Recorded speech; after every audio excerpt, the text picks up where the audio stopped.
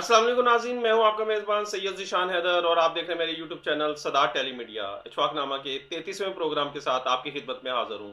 आइए शुरू करते हैं आज का इशफाकनामा। नाज़रीन, इशफाक अहमद साहब कहते हैं सड़क पर गाड़ियों की स्पीड चेक करने के लिए अक्सर तार बिछी हुई होती है। जब कार इस तार पर से गुजरती है तो वो दूर बैठे ट्रैफिक वालों के पास गाड़ी की स्पीड रिकॉर्ड हो जाती है। फिरोजपुर रोड पर नहर के पुल से जरा पहले ऐसी ही एक तार बिछी थी।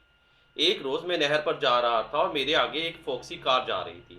इस कार के जैसे ही अगले पहिए इस तार पर से गुजरे तो जोर की ब्रेक लगी और गाड़ी रुक गई। फिर इस गाड़ी में से दो सेहतमंद नौजवान निकले। उन्होंने फॉक्सी के पिछले दोनों पहिए उठाकर इस तार से लगाए, बगैर गुजारे और आगे रख दिए और वो इस कार पर सवार होकर चल दिए।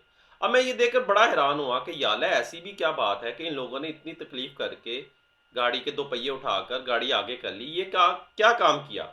जब मैं कुर्तबा चौक पहुंचा तो वहां पर बड़ा रश था और ट्रैफिक जाम थी।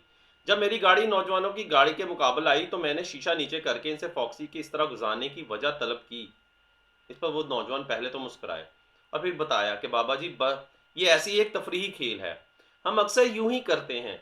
इस तरह ट्रैफिक वालों के पास गाड़ी के अगले पहिए गुजारने का रिकॉर्ड तो मौजूद होता है और उन्हें गाड़ी के पिछले पहिए के गुजरने का इंतजार होता है और वो इस इंतजार में रहते हैं कि कब पिछले पहिए गुजरेंगे और वो चलान करेंगे। और इनमें से कुछ सार्जेंट भी ऐसे होते हैं जो समझते हैं कि शायद वलायत वालों ने कोई ऐसी गाड़ी भी बनाई है जिसके पिछले पहिए ही नहीं है। ये ऐसी छोटी छोटी बातें हैं जो हमें एकदम से दुख इलम की ज़िंदगी से बाहर निकाल देती हैं। एक रोज़ हम डेरे के पास बैठे हुए थे। मैंने अपने बाबा जी से पूछा कि जनाब, दुनिया इतनी ख़राब क्यों हो गई है, इस कदर मादा परस्त क्यों हो गई है। तो बाबा जी ने जवाब दिया, दुनिया बहुत अच्छी है। जब हम इस पर तंग नज़र डालते हैं तो ये हमें तंग नज़र दिखाई देती है। जब हम इस पर कमीनगी सी नज़र दौड़ाते हैं तो ये हमें कमीनगी नज़र आती है। जब इसे खुद गर्जी से देखते हैं तो ये खुद गर्ज हो जाती है। लेकिन जब इस पर खुले दिल, रोशन आँख और मोहब्बत भरी नज़र से निगाह दौड़ाते हैं तो फिर इसी दुनिया में कैसे प्यारे प्यारे लोग नज़र आने लगते हैं। कहते हैं नेकी और बदी दोनों का वजूद लाजम व मलजूम है। अगर दुनिया से बदी बिल्कुल उठ जाए तो फिर नेकी को नेकी कौन कहेगा, और अगर नेकी उठ जाए तो फिर बुरे को बुरा कौन कहेगा।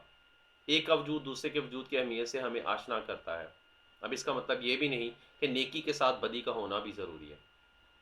इशफाक अहमद साहब कहते हैं ज़िंदगी इतनी मुश्किल भी नहीं है जितनी हमने ज़िंदगी को मुश्किल समझ रखा है। एक ज़माने में मैं लाल साबुन से नहाता था। मेरे बालों को कोई नुकसान नहीं पहुंचता था। मैं खाना खाता था तो मुझे अपने हाथ डेटोल से नहीं धोने पड़ते थे। तब शायद अब इससे ख़तरनाक जरासीम भी कम थे। लेकिन अब शायद जरासीमों की बहुतात हो गई है। या फिर हम सोचते इस तर्ज पर हैं कि मैं आज तक इस राज को समझ नहीं पाया कि एक खरादिया या मोटर मैकेनिक जो सारा दिन काम करता है, वो जब खाना खाने लगता है तो वो डेटोल इस्तेमाल नहीं करता, किसी महंगे साबुन से हाथ भी नहीं धोता, किसी नए तौलिए से को भी इस्तेमाल नहीं करता। बस आम पानी से हाथ गीले करके किसी आम से कपड़े से खुश करता है और खाना खाने बैठ जाता है। वो बीमार भी नहीं होता। लेकिन हम जो बड़ी एहतियात करते हैं, फूक फूक कर कदम रखते हैं, इसके बावजूद हम जल्दी बीमार हो जाते हैं। तो जब हम बहुत छोटे थे तो इस वक्त हम अपनी अम्मा के पास बैठकर खाना खाया करते थे। अचानक रोटी का लुकमा मेरी माँ के हाथ से ज़मीन पर गिर गया। जो ही वो लुकमा माँ के हाथ से ज़मीन पर गिरा, उन्होंने बिस्मिल्लाह कहकर वो लुकमा ज़मीन से उठाया, उस पर फूंक मारी और उसे खा लिया। इस पर मेरी बड़ी बहन ने शोर मचा दिया कि अम्मा, इस तरह से आपको ये रोटी का टुकड़ा नहीं खाना चाहिए था, ये जरासीमों से आलूदा हो चुका था। लेकिन मेरी माँ बिल्कुल ना बोली और उसने इत्मीनान से वो टुकड़ा निगल लिया और खा लिया। अब मैं सोचता हूँ कि मेरी माँ जरासीमों से ज़्यादा अल्लाह से डरती थी। वो खुदा की दी हुई नेमत की कदर करती थी और शायद हम खुदा से ज़्यादा जरासीमों से डरते हैं। मैं एक बार अपनी गाड़ी का काम करवा रहा था एक मैकेनिक के पास। दोपहर का वक्त था तो वर्कशॉप में वो कारीगर रोटी खाने लगा। उन्होंने मुझे भी दावत दी, लेकिन मैंने शुक्रिया कहकर माजरत कबूल कर ली। इशफाक साहब कहते हैं गाड़ी का वो मैकेनिक काम करते करते उठा। उसने पंचर चेक करने वाले टब से हाथ गीले किए और ऐसे ही जाकर खाना खाना शुरू कर दिया। मैंने इससे कहा, अल्लाह के बंदे, इस तरह गंदे हाथों से खाना खाओगे तो बीमार पड़ जाओगे। हजारों जरासीम तुम्हारी पेट में चले जाएंगे।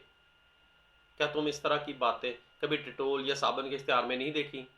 तो उसने मुझे जो जवाब दिया कि साहब, जब हम हाथों पर पहला कलमा पढ़कर पानी डालते हैं तो सारे जरासीम खुद ब खुद मर जाते हैं, और जब बिस्मिल्लाह पढ़कर रोटी का लुकमा तोड़ते हैं और मुंह में डालते हैं तो जरासीमों की जगह हमारे पेट में बरकत और सेहत दाखिल हो जाती है। नाज़रीन, मुझे इस मकैनिक की बात ने हिला कर रख दिया। ये इसका तवक्कुल था जो इसे बीमार नहीं होने देता था। मैं इससे अब भी मिलता हूँ। इतने साल गुज़र जाने के बाद भी वो मुझसे ज़्यादा सेहतमंद है। मेरी दुआ है अल्लाह आपको आसानियाँ अता फ़रमाए और आपको बचपन, नरमगोई और तवक्कुल की दुनिया और आसानियाँ तक़सीम करने का शरफ़ अता फ़रमाए।